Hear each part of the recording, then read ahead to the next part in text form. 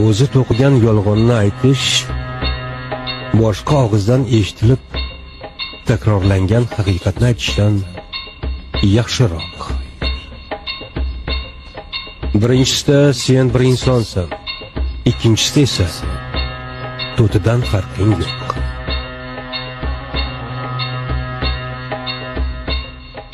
Davomida shunday yozilgan: sen kimsan? İnsonmi, to'timi? Har biridan bittadan so'z o'rganding ham deylik. Bu maqolga o'xshagan narsa ko'p. Buni qanday o'girdingiz? Yoddan biladigan narsam. Dostoyevskiy, Jinoyat va jazo.